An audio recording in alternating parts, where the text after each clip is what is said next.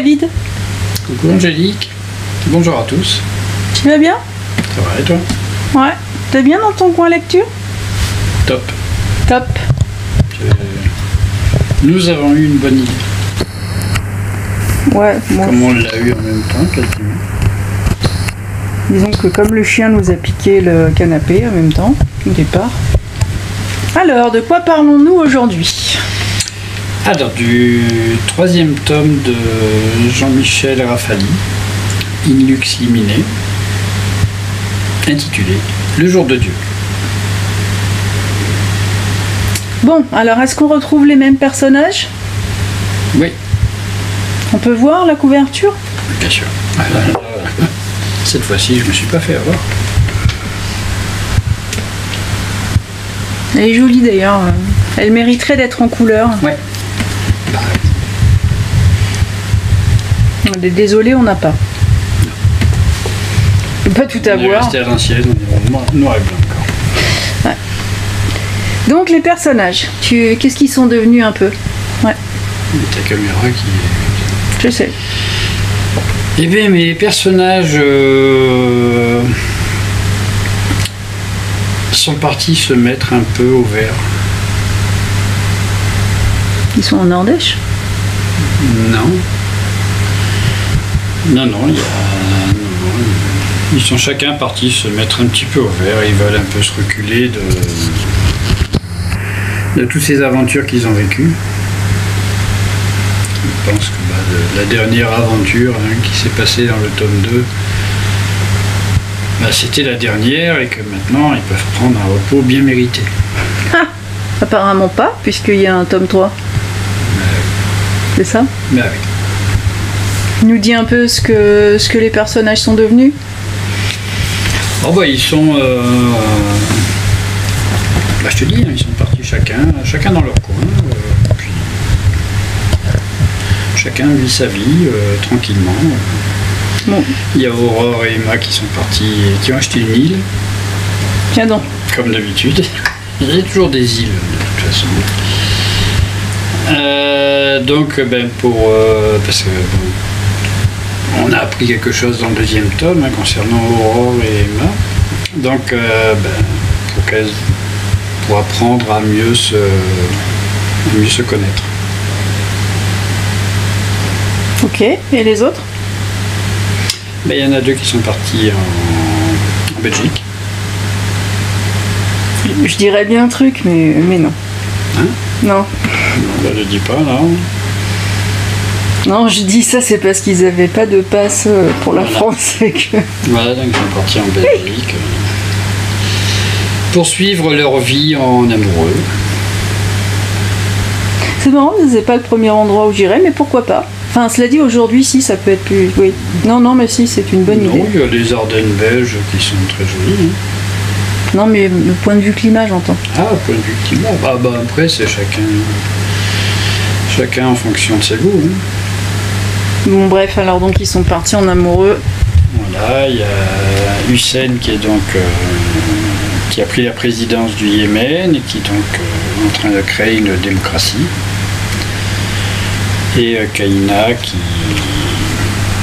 qui est retournée à son poste de reine des Amazighs. Voilà. Il est devenu quoi, le serpent blanc? Le fameux... Le serpent blanc est dorénavant à la tête du serpent blanc. Se trouve l'ancien président des États-Unis. Lequel? Lequel? C'est Brian Thompson. D'accord. Et tu vas encore nous parler de mécanique quantique?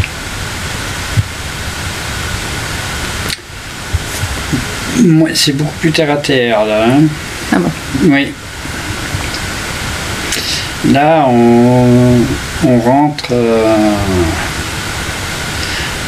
dans une période où chacun de nos amis, là, pendant le second tome, il y a eu cette lumière bleue qui descendait du ciel, qui arrivait sur Terre, et tous ceux qui ont été en contact avec cette lumière Dans ce 3e tome, ils vont être... donc c'était le cœur de l'aube, le cœur comme les cœurs.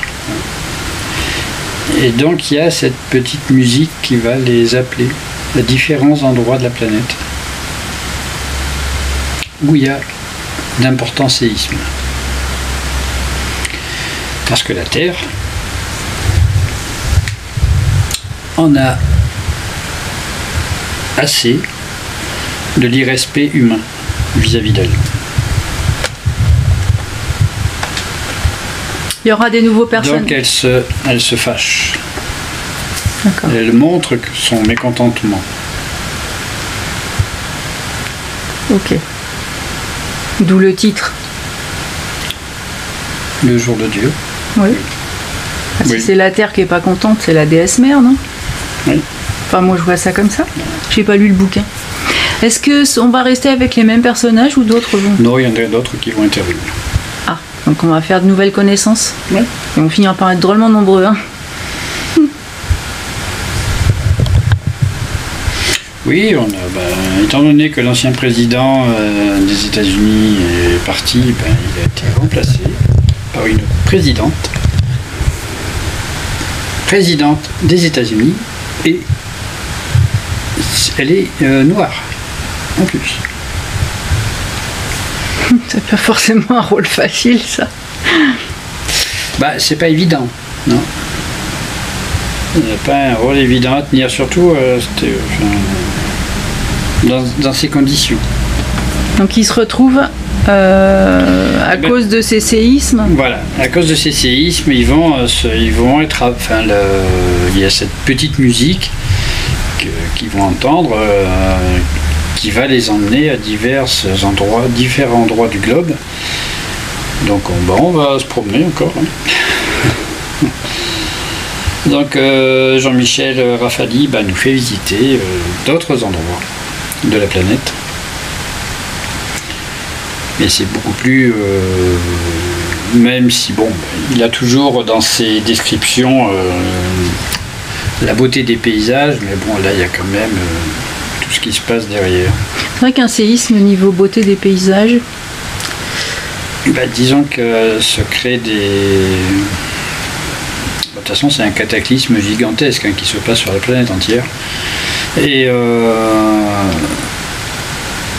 il y a donc le spécialiste quantique, Harold Lanzmann, qui lui est aux Nations Unies avec la présidente des États-Unis, entre autres, qui annonce l'extinction de toute vie sur Terre.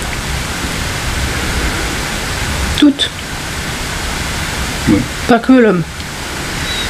Mais malheureusement, à mon avis, si la planète pouvait choisir, pour ça c'est à part.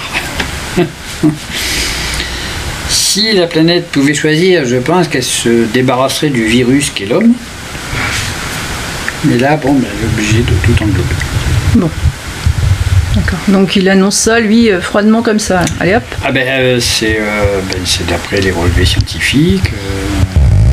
Ça fait quand même quelques années qu'il l'annonce. Alors c'est ce que j'allais te dire. C'est pas tellement un scoop. Ce n'est pas un scoop. Même dans un roman, ce n'est pas un scoop. Non. Même actuellement d'ailleurs. Je pense que c'est de pire en pire. C'est le genre d'actualité qui passe à l'as parce que c'est couvert par autre chose. Mais il se passe beaucoup de choses. Même s'il n'y avait pas autre chose, c'est passé à l'as quand même. Ah bon. Voilà. Il y a toujours des priorités autres. Économique. Et de toute façon, comme je le disais la dernière fois, on va t'annoncer quelque chose, on va annoncer une révolution. Tous auront une voiture électrique. Alors déjà, on oublie quand même les petits Africains qui meurent dans les mines de cobalt. Mais ça, ils sont loin, c'est pareil. Et puis on les connaît pas, donc on les voit pas, c'est pas grave. Et puis ils sont noirs. Faut pas oublier ça. Ça, on l'oublie. Ça, on n'en parle pas, mais on dit dans 30 ans, vous aurez tous une voiture électrique. Alors qu'on ne sait pas ce qu'on va faire demain. Arrêtez. Je veux dire, déjà l'électrique c'est débile. Et puis en plus, reprenez le cheval, ce sera beaucoup mieux. Et en plus, je veux dire, quand on veut faire quelque chose dans l'urgence, c'est pas dans 30 ans, c'est tout de suite qu'il faut agir. C'est pas demain, après-demain. On remet, et puis à chaque fois il y a toujours quelque chose qui n'est pas possible. J'ai l'impression que la lecture de ce roman te donne l'envie de livrer un espèce de message. Oh bah, le message est délivré clairement dans le roman. Même dans le roman. Oui. D'accord, donc en fait Sinon, l'auteur... sinon c'est qu'on ne comprend pas tous les mots, je sais pas. Mais oui, non, il faut délivrer un message, oui, ça fait quand même 50 ans que les sonnettes d'alarme sont tirées. Hein. Et dans le roman, est-ce qu'ils y croient autant que dans le monde réel, hein? Ah ben là, ils sont au pied du mur. Là. Ah, ils sont au pied du mur. Ah oui. Oui, parce que là, il y a des séismes de partout, il y a des volcans qui se réveillent. Donc bon, bah, ils communiquent quand même entre eux. Et ils se donnent donc rendez-vous au Serpent Blanc, en Somalie toujours.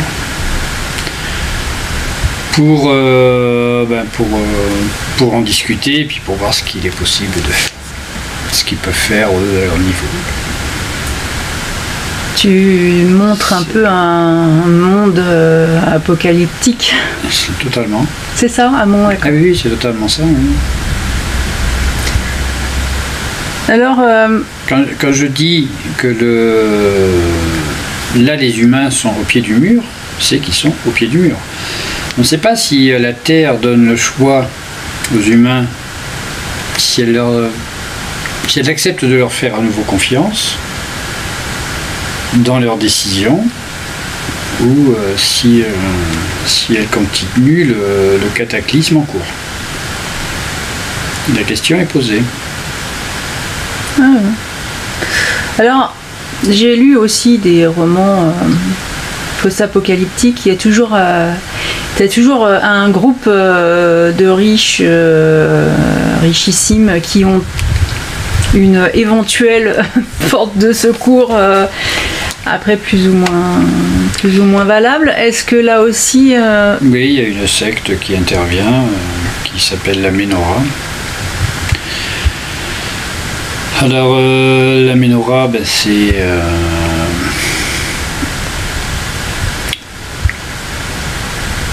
une secte qui est pas très, qui est surtout connue pour ses actes terroristes,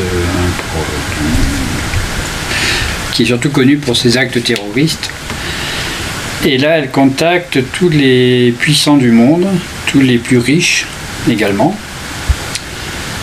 pour leur assurer, en échange de leur richesse, la Menorah leur assure, pendant ce cataclysme, leur assure la protection.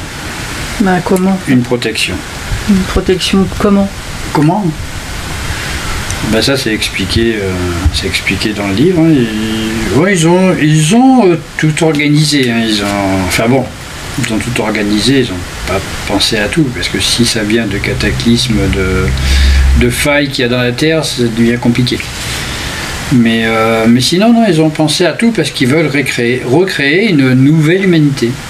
Donc ils auront trié sur le volet certaines personnes et puis... Ah oui, c'est marrant parce que c'est souvent ça. Oui. Ça doit être une réalité. Si, je trouve que... Oui, alors bon, c'est surtout chez les plus riches qui veulent trouver...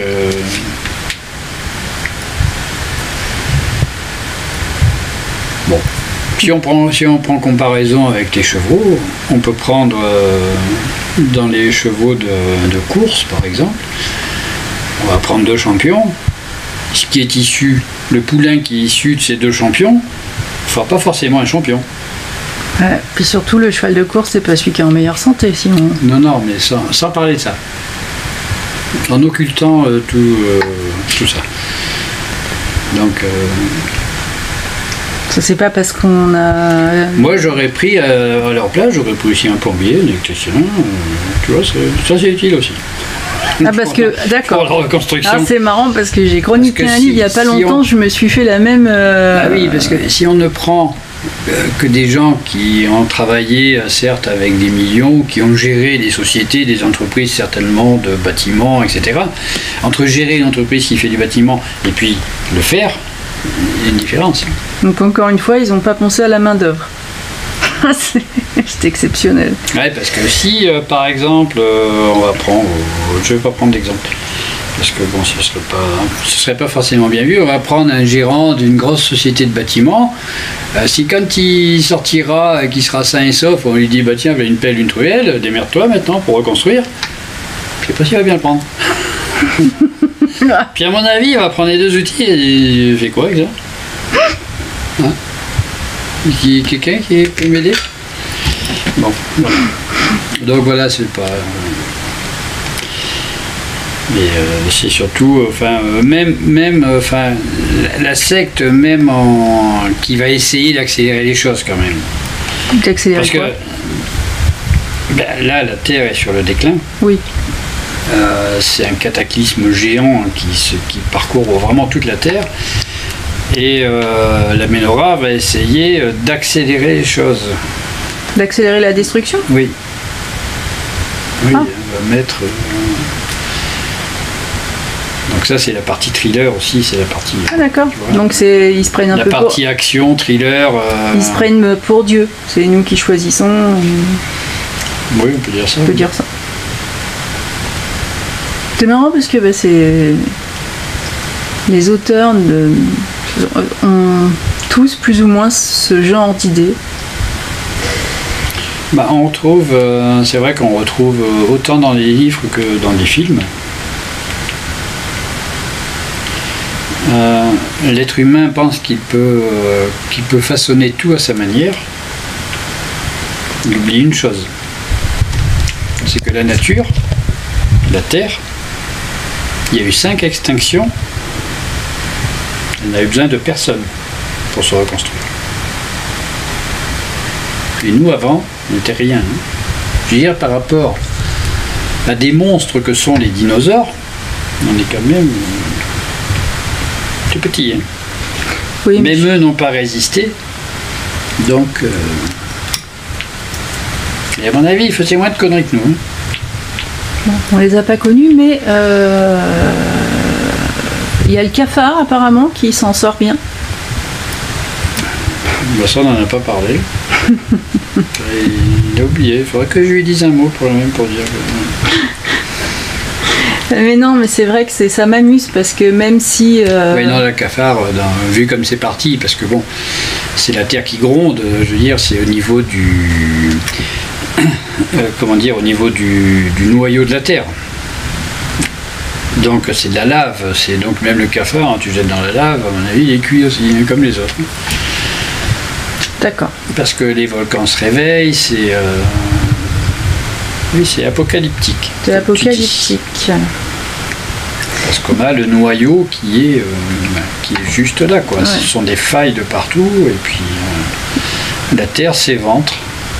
Oui, mais il y a chez l'homme moderne toujours cette conviction qui va pouvoir s'en sortir grâce à sa technologie. Cette même technologie qu'il fout dans la merde, d'ailleurs. Mais on le voit là. Oui, oui, parce que on s'aperçoit que de toute façon la technologie ne sert strictement à rien. Ils s'en sont servis quand même pour se déplacer, il restait quelques avions, mais bon, ce que lance la Menorah, c'est de supprimer en fin de compte les communications, oui. Une fois qu'il n'y a plus de communication, c'est la fin du monde. En plus, c'est bien. Ça doit être la panique quand même. Total. Oui, mais là, c'est peu de le dire. C'est digne d'un film catastrophe, ce roman. Oui. Alors. Ah oui, c'est un film catastrophe. On en a vu quelques-uns, des films catastrophes. Ouais, mais il y avait Les Sauveurs du Monde à l'époque et il est à la retraite, je crois. La Bruce. Ouais. C'est quand même le seul qui a réussi à détourner un astéroïde alors qu'on sait que c'est totalement impossible. Il est trop fort, lui. Et il l'arrête, lui. Rien n'arrête. Non, même parmi tous les films catastrophes que j'ai pu voir, j'en ai jamais vu d'aussi bien construit que toute l'épopée de ces 3 romans à la suite. Parce que vraiment, il nous emmène, l'auteur nous emmène dans ses convictions, qui sont également les miennes. Et justement, oui, c'est un cri d'alarme. Il y a le thriller qui est très bien monté, et il y a justement ce cri d'alarme qui est là en disant parce que même si nos gouvernements, de toute façon, on ne peut pas trop compter sur eux pour faire quoi que ce soit, on s'en rend compte tous les jours, mais chacun à son niveau on peut faire quelque chose. À notre niveau. Bah oui. Ouais. Nous on le fait bien, à notre niveau on arrive à chacun son niveau peut faire quelque chose. Même si c'est petit, c'est pas grave. Petit plus petit plus petit, ça fait grand après. Ce que tu dis est important, est intéressant d'ailleurs, parce que ça a été, c'est un sujet qui en ce moment, je suis quelques blogs aussi, et qui est quand même évoqué sur les petits gestes. Alors effectivement, il n'y a pas de petits gestes. Voilà, c'est ce que j'ai dit. On a souvent eu un moment, excuse-moi de te couper, on a eu souvent un moment donné des gens qui disaient oui, mais ça c'est ridicule parce que c'est petit, ça sert à rien. Alors on continue à faire l'inverse. Je sais pas si tu te rappelles, il y a un moment. Oui, mais. Je veux dire, on ramassait. Là, on l'a pas fait cette année parce que ramasser des masques tout le long de la route, franchement, il y a un moment donné, ça va me gonfler. Mais on faisait des bords de route, on ramassait ce truc. Oui, non, mais ça sert à rien. Si, ça sert. Parce que les gens, ils vont ramasser, donc ils vont rejeter par les fenêtres. Oui, il y en aura toujours qui rejetteront par les fenêtres. Et puis il y en a peut-être un ou deux qui vont se dire pétard, merde, j'ai jeté ça par la fenêtre, et puis les gens qui ramassent derrière, quand même, c'est pas correct. Mais s'il y en a un ou deux qui se disent ça, quelque part on a gagné quelque chose. Voilà, c'est vrai. Et j'ai dit, mais c'est vrai que quand on parle des gestes que tout le monde peut faire, hein, à plus ou moins grande échelle, mais tout le monde peut les faire, on dit, beaucoup, moi j'entends les réponses, beaucoup comptent sur des lois gouvernementales qui interdiraient ceci, interdiraient cela. Or, tout ce que je constate, c'est ce qui est mis en place. On parlait dans le live l'autre fois du problème éolien que j'ai étudié sous toutes ses formes pour voir si c'était quelque chose de possible, et où on a l'impression que si on oblige l'éolien, ouais, mais non, parce qu'en fait, comme tu disais tout à l'heure, c'est de la pollution à l'autre bout du monde. C'est quand même la même planète, et en plus ça fournit pas l'énergie nécessaire. Donc effectivement, c'est pas une solution. Et la solution, pour moi, une énergie propre, c'est celle qu'on consomme pas. Oui, le cheval. Ça te laisse perplexe. Ah, mais le cheval, oui. Non, mais je te laissais parler. Non, mais c'est pas. C'est vrai que nous, on a la possibilité, de par notre géolocalisation. T'as vu, je parle super bien. Tu causerais, je te. Ouais, de faire beaucoup de choses. C'est-à-dire au niveau même agricole, puisque on n'utilise aucun produit du tout. Non, il y a une météo, Voilà. Oui, ça arrive. Mais si on va pas contre la nature. On va pas contre la nature, mais par contre, on a plusieurs endroits. C'est-à-dire qu'on met pas tous nos œufs dans le même panier. Ouais. Voilà, et qu'effectivement, ici, dans un autre secteur, il y aura quand même des tomates, parce qu'ici, elles n'ont pas le mildiou. Voilà. De l'autre côté, il y a eu des courgettes. Voilà. Ici, il n'y en a pas eu. Et puis là, on aura des tomates de ce côté-ci. Et puis pas de courgettes, c'est pas grave. Alors, peu importe. C'est.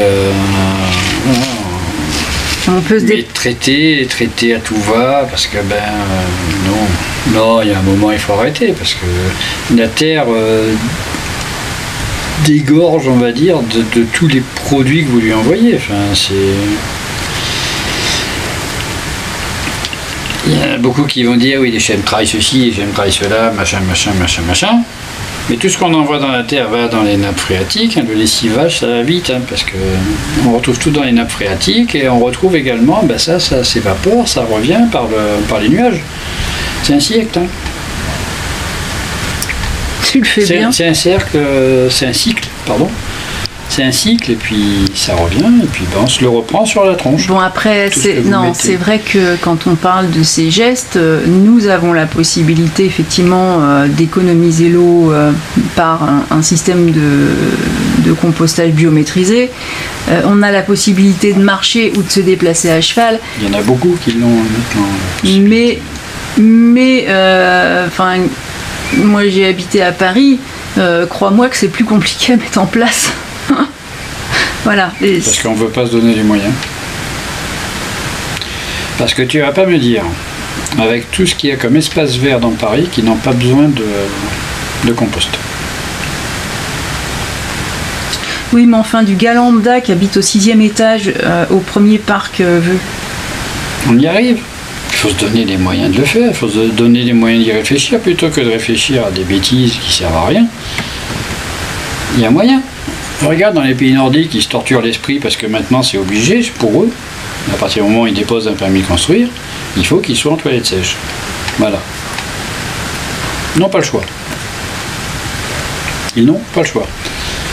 Donc, ils se torturent l'esprit pour trouver des mécanismes qui soient moins contraignants. Et ils en trouvent. C'est vrai. On allait chercher, il n'y a pas de honte, à aller voir ce qui se passe dans les pays voisins. Et puis de reprendre la même chose ici. Je crois qu'apparemment, apparemment si, parce que regarde, même quand on sort un traitement quel qu'il soit, chacun il veut son sien. Bien sûr. Mais c'est pour ça que, après, c'est mon regard sur les choses, mais où j'ai vraiment l'impression que, alors bien sûr, tu vas pas nous dire comment se termine ce roman, s'il trouve une solution ou pas. Voilà. Mais c'est vrai que... je sais pas, à votre avis, est-ce qu'il... Quand on se retrouve au pied du mur, on fait quoi ?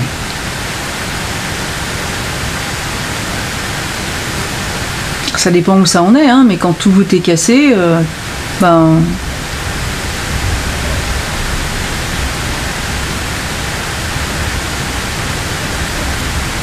il faut le lire.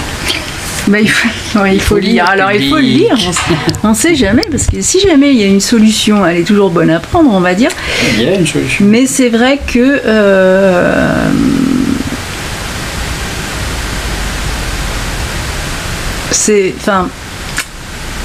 plus la technologie avance, plus il y a une espèce d'addiction, quand même. Dépendance. Oui, parce que nous, par exemple, nous n'avons effectivement pas de réseau de toute façon, mais pas d'internet sur des smartphones. Et comme nous travaillons à l'extérieur, ça peut choquer. Mais c'est vrai que quand on est dehors, on n'a pas. Pour beaucoup de personnes, nous sommes des arriérés. Parce que le téléphone sert à téléphoner. Après, on l'a ici. Quand on a besoin de quelque chose, on charge dessus, et puis c'est tout. Donc effectivement, c'était suite aussi à une interview que j'ai eue en début de semaine. Je mettrai le lien comme ça. Ça fera pas un peu casser de tout, parce qu'on y parle aussi de lecture, bien sûr. Et de l'association en parallèle. Voilà. Mais c'est vrai que les gestes que nous faisons, nous, aujourd'hui, qui sont encore pas, je pense qu'on peut aller beaucoup plus loin, sont déjà considérés par des plus jeunes comme une vie d'ermite et de vieux que nous sommes, parce qu'on a plus de 50 ans, donc pour eux, déjà, on est has-been. Et voilà quoi, je suis convaincue que l'humain poussera la connerie jusqu'à la fin et jusqu'à se retrouver plus qu'au pied du mur, parce que la tête dans la lave. Jusqu'à se retrouver comme dans ce livre, parce que pour moi, ce livre, il est tout à fait... c'est dans les probabilités. Hein. C'est tout à fait dans les probabilités. Alors, oui, il y a eu coupure. On disait que c'était dans les probabilités. C'est tout à fait dans les probabilités. Au moment où il a écrit, ah si, je sais pas si...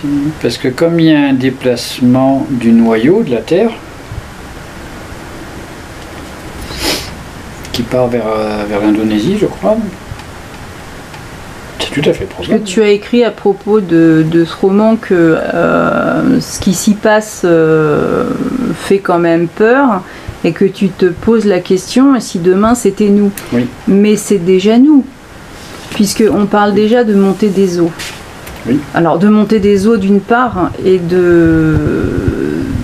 lieux qui vont devenir inhabitables à cause de températures de plus en plus fortes. C'est déjà nous. Oui, on va prendre... pour l'instant, on va prendre 1,5 degré, mais à mon avis, on va plus aller un peu plus haut. Déjà, ce degré 5, on ne devrait pas le prendre. C'est pas... Se résigner à dire on va prendre 1,5 degré, oui, c'est pas grave. Ben, on voit cet été ce qui s'est passé. Hein. Au Canada, c'est pas 1,5 degré qu'ils ont pris. Hein. C'est vrai que les endroits où il fait 20 degrés normalement, ils ont eu 40 degrés.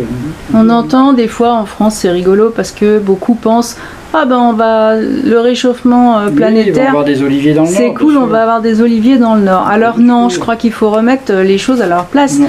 En fait, le réchauffement climatique va entraîner au mieux une pluie continuelle, puisqu'il y a une désalinisation de l'océan. Et s'il y a vraiment ensuite par la fonte des glaciers certains courants dans l'Atlantique qui sont vraiment refroidis, c'est une période glaciaire. Donc réchauffement climatique ne veut pas dire aujourd'hui que vous allez vous dorer la pilule, pas du tout. Hein, il va falloir plutôt sortir les moumoutes. Et d'ailleurs cette année on a quand même pas mal sorti les parapluies. Oui. Ce qui est très très rare dans notre région. Nous ne sommes pas dans une région humide, donc on n'est pas les plus touchés, mais c'est vrai qu'il a pas mal plu. D'où le mildiou des tomates. Mais pour revenir au roman, la trilogie, elle est... moi j'ai adoré, je me suis franchement régalé. Il y a de l'ésotérisme qui n'est pas trop marqué. Juste ce qu'il faut. C'est placé ce qu'il faut, où il faut, c'est bien placé. C'est très réfléchi. Il a dû mettre pas mal de temps quand même avant de pondre comme ça sa trilogie. Ça a dû quand même gamberger pas mal parce que tout arrive à point nommé. C'est bien construit, c'est très très bien construit. Et puis ben, il profite de ce thriller pour lancer un cri d'alarme, parce que ben, c'est un randonneur, Jean-Michel Raffaly est un randonneur, c'est quelqu'un qui aime bien la nature, c'est quelqu'un qui est amoureux de la nature, et c'est quelqu'un qui a envie qu'on respecte tout ça, qu'on respecte ses paysages, qu'on respecte... Là, ben, on n'est pas parti dans ce sens. Oui, je lis la conclusion. J'ai la primeur de l'exclusivité de la conclusion de David sur ce roman, et qui explique qu'en fait c'est un super thriller qui est vraiment bien mené, mais qui finalement nous met face à notre mépris de la nature qui nous fait vivre. Oui, on méprise totalement. On méprise totalement la terre nourricière. Oui. Comme on disait pas plus tard qu'hier ou avant-hier, hier je crois, on disait au mois de juillet, on a consommé la totalité de ce que nous fournit la terre. Alors, c'est bien de dire ça. Moi, je vais aller un petit peu plus loin que ça. Ça fait quelques années qu'on dit ça. On a commencé à le dire il y a 6-7 ans, je crois, à peu près. Donc si, il y a 6-7 ans, ça veut dire qu'on commence à dire ça, qu'arrivé à la moitié de l'année, on a consommé, machin, ça veut dire que là, on a déjà 3 ans de retard. Oui, on a consommé 3 ans en plus. Là, on vit largement à crédit. Là. Et le crédit, ça, on ne peut pas le rembourser. Il faut des milliers d'années pour le rembourser. Le pétrole, ça va venir de la décomposition du bois, du charbon, etc. Petit à petit, ça va se faire comme ça. Mais il faut combien de millions d'années? Oui, mais regarde, ils ont trouvé la parade. Il n'y a plus de pétrole, voiture électrique. Oui, le cobalt, c'est éternel, non? Non, puis comme je disais, c'est irrespectueux. Pour moi, l'électrique comme ça, c'est irrespectueux. Donc toi, tu es pour la chaussure de randonnée, en fait? Oui. Remarque, moi aussi. Hein. C'est irrespectueux. On va changer tous les jours de téléphone, parce qu'il y en a eu un nouveau, parce que ceci, parce que cela, alors que l'ancien, il fonctionne très bien. Hein. Si on envoie vos enfants directement dans les mines de cobalt, vous allez changer de téléphone tous les jours? Vous allez opter pour l'électrique, pour l'éolien, pour l'électrique, tout ça? Vous allez réfléchir à tout ça? Vous allez réfléchir différemment, je crois. Peut-être que le smartphone, vous allez le garder. Ou alors vous allez prendre un qui va être refait, qui va être... C'est vrai qu'il y a du reconditionné. Qui est en très bon état. On ne dit pas de se priver de tout, mais d'être beaucoup plus minimaliste. Ben oui. Voilà. Là, c'est vrai, comme je disais tout à l'heure, on va dire peut-être, oui, il parle comment, les petits noirs, les machins, mais c'est ça, faut pas l'oublier, que ce soit en Chine mongole pour les éoliennes ou en Afrique dans les mines de cobalt, c'est réel, c'est du réel. Oui, c'est la vie. Et c'est la vie de gens qu'on prend pour notre plaisir personnel, pour avoir un smartphone dernier cri. Non. C'est vrai que... Ça, c'est pas très honnête, ça, c'est malhonnête et c'est inhumain. C'est pas parce que, soi-disant, parce que c'est vrai que nous, Français, on a tendance à regarder les États-Unis ou les pays avec l'apartheid, mais en fait, nous avons exactement le même comportement, sauf que nous, on a en plus, on n'a pas honte quand même, parce qu'on le fait ailleurs. Comme ça, on ne le voit pas. Mais effectivement, tout ce que nos entreprises délocalisent, parce que si ça se faisait en France, tout le monde hurlerait au scandale immédiatement, à raison d'ailleurs, on l'envoie dans des pays où les droits de l'homme sont déjà bien bafoués et où les gens n'ont pas le choix. Mais on contribue à l'esclavagisme en fait et à la maladie et puis il faut pas oublier qu'une entreprise qui va se délocaliser, même si elle va polluer ailleurs, on a tous le même ciel, on a tous la même atmosphère, que ce soit en Chine, en Afrique, en Norvège, aux États-Unis ou ici. L'atmosphère est le même. Et il circule, parce que comme il y a des vents.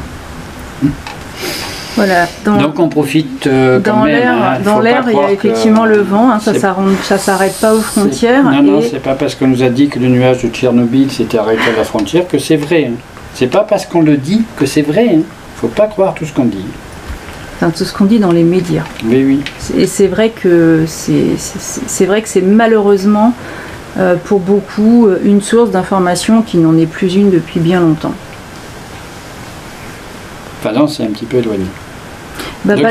Pas tant que ça, puisque tu dis que justement, que c'est apparemment quand même, il y a le but de ce roman. Alors, pour moi, oui, c'est mon avis. C'est ton avis. Oui, c'est mon avis. Pour moi, oui, le but, c'est de... Tout en passant à un excellent moment de lecture, côté thriller ésotérique, franchement, oui, un excellent moment de lecture. C'est également sensibiliser à la nature et puis est-ce qu'il peut nous attendre si on continue comme ça? Est-ce que celui qui nous regarde et qui nous écoute et qui se dit oh non non encore des écolos qui font chier. Alors déjà nous ne sommes pas des écolos. Je ne suis pas écologiste du tout. Moi je vis à la campagne. Je suis un paysan montagnard. Voilà. Je suis pas écologiste moi. Non, c'est vrai. Nous, on voit la terre tous les jours, donc c'est pour ça que... Mais disons que ceux qui vont employer ce terme, parce qu'ils ne le voient pas de la même façon que toi, on ne voudrait pas leur faire peur. Ce n'est pas un bouquin... Ah non, non, c'est une... Non, c'est si on peut... comme je viens de dire, c'est... moi, je le prends comme ça parce que ben, c'est vrai que je vis... Tous les jours, je vois des trucs qui m'exaspèrent. Donc, il arrive un moment, c'est ralent quoi, de voir qu'il n'y a rien qui bouge, alors que bon, ben, on voit la nature changer tous les jours, et puis on se dit, ben, si on ne fait rien, ben, on va droit dans le mur, effectivement. Peut-être que ce sera de cette manière, peut-être que ce sera d'une autre, mais de toute façon, on va dans le mur, ça c'est clair. Il n'y a pas que Monsieur Rafali qui le dit, hein, il y a un tas de scientifiques qui le disent et on ne les écoute pas. Non, les scientifiques de terrain, on ne les écoute pas. On n'écoute que les scientifiques qui finalement ne sont jamais sur le terrain mais qui sont médiatiques. Mais voilà, encore une fois. Ce qu'à mon avis cherche Jean-Michel, c'est de sensibiliser.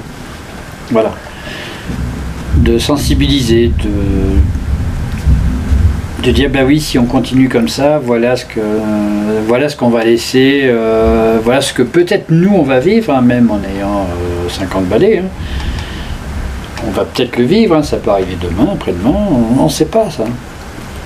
Mais ce qu'on va vivre ou ce qu'on va laisser à nos enfants ou petits-enfants, voilà. Donc est-ce que c'est vraiment ce qu'on veut faire? Je pense pas. Je pense pas que sciemment on veuille faire comme ça. Et je dirais que c'est comme les accidents de voiture, ça n'arrive pas qu'aux autres. Mais par contre, cette trilogie, c'est quand même du très bon thriller ésotérique. Et si on a envie de mettre de côté l'appel, on peut. Ah oui. Ah oui, on n'est pas obligé de... Moi, c'est ce que j'aurais senti tout le livre, surtout le livre, parce que j'y suis sensibilisé.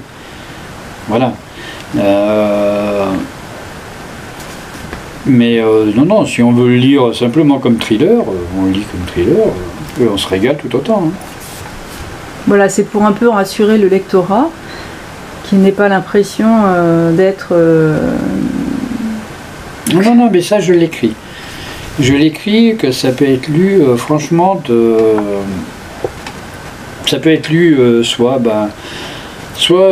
d'ésotérisme, on est servi, thriller, on est largement servi, aventure. Voyage apparemment. Aventure, voyage, parce que bon, c'est vrai que l'auteur sait nous transporter un peu partout dans le monde, et puis on se régale hein, de tout ça.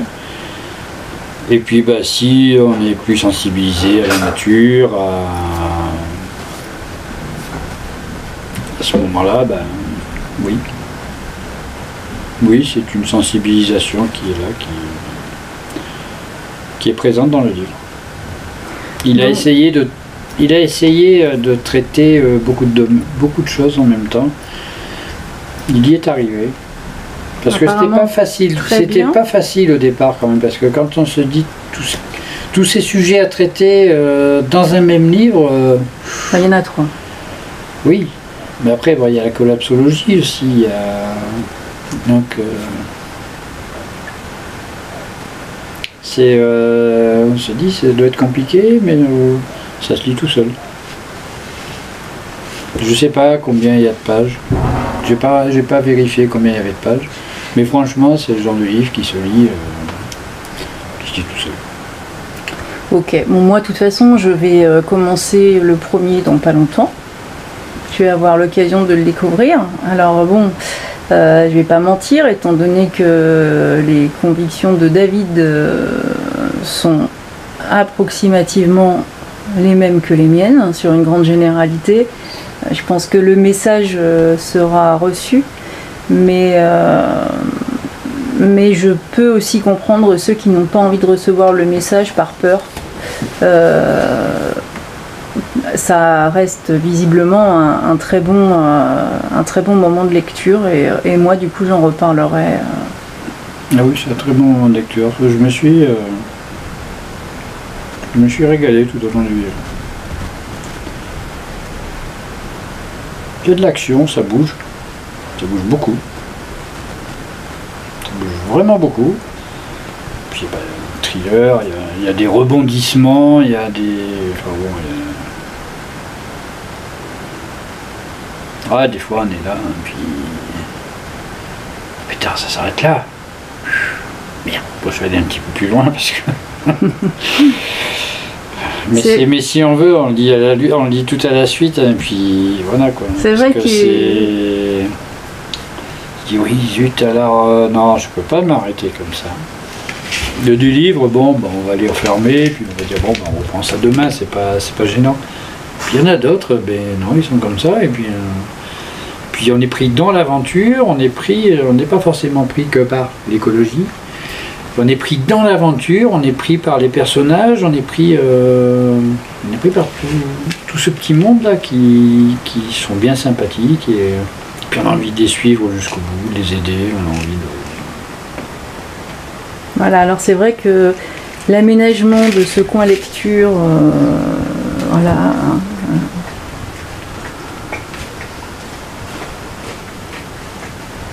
Ce qui n'est qu'une partie de la bibliothèque ici. Parce qu'il y a la même. Parce qu'il y en a une. Recto. Elle fait recto verso. Et verso. On peut même en glisser entre les deux. C'est vrai que nous n'avons pas de télévision. Après, par contre, je crois que tu inviteras Monsieur Rafali pour discuter, oui. Pour qu'il puisse parler lui un peu, parce que c'est bien gentil d'interpréter tout ça, mais... c'est ce que j'en ai ressenti. Non, mais tout à fait. Mais on lui laissera sinon, aussi... c'est prévu pour normalement pour septembre. Pour septembre, voilà. Et puis, comme ça, j'aurais lu le premier tome au moins. Voilà. Et puis ce sera après pour ceux qui sont non pas sensibles à l'écologie, j'aime pas ce mot, mais sensibles à la nature, à l'environnement, à la biodiversité et à tout ça. Vous savez où nous trouver. Ici. Puisque aujourd'hui, oui, on est ici. Aujourd'hui, on est ici parce que dehors, il faisait soit très chaud, soit très orageux. Disons que c'était canicule, que c'était pas possible de bouger les animaux. On a laissé les chevaux à l'écurie. Voilà. Même déjà ce matin à 9h, ils étaient dans l'écurie. Ils voulaient pas en sortir. C'est de la pierre, c'est très frais et c'est vrai que ça protège de la chaleur. On va les laisser tranquillement dans l'écurie, on va pas les enquiquiner et puis voilà. Puis ce soir, de toute façon c'est plus l'heure et puis il y a orage. Donc c'était une journée lecture. C'est un peu l'avantage. Lecture, rédaction et puis voilà. L'avantage que nous avons de pouvoir un peu varier notre emploi du temps certains jours. Mais oui, au gré du temps. Disons qu'on travaille. En fait, on travaille avec la nature, donc on est obligé de travailler avec le temps. Du coup, voilà. Eh bien, je te remercie pour cette présentation, cette discussion toujours intéressante. Ceci étant, je crois que si on enregistrait toutes nos discussions, on pourrait très facilement faire concurrence à certaines chaînes. On va faire Radio La Maison Écologique. Voilà, mais en attendant... On va faire des podcasts, oui. On va les enregistrer. Des podcasts de La Maison Écologique. Ouais. Bon, ça peut être une idée. Hein. Ça peut ne pas plaire à tout le monde, par contre. Moi, ce qu'ils disent, ça me plaît pas. Hein. Moi, je les écoute pas. C'est vrai. Moi, j'ai carrément rien comme ça, je m'en fous, je veux pas le savoir, et puis tant pis. Voilà. Sur ce, nous allons vous souhaiter une bonne lecture. Bonne lecture, je vous remets Voilà. Deux jours de Dieu. Le 3e tome de Lux Liminé. de Monsieur Jean-Michel Rafali. Que nous remercions. Que je remercie pour sa confiance. Et que j'espère bientôt avoir de visu. Voilà, je n'irai pas en Corse, mais j'aurai de visu comme ça. Voilà, à très bientôt. Alors, vous aurez une chronique qui est rédigée, qui parle uniquement du roman sur le blog. Voilà, comme ça, vous n'êtes pas obligé de vous tartiner nos discours sur notre environnement. Et par contre, vous pouvez découvrir uniquement le roman pour ceux qui le souhaitent. Sinon, les commentaires restent ouverts. Voilà. On dit ça comme ça. À très bientôt. À très bientôt. Bisous, bisous, ciao.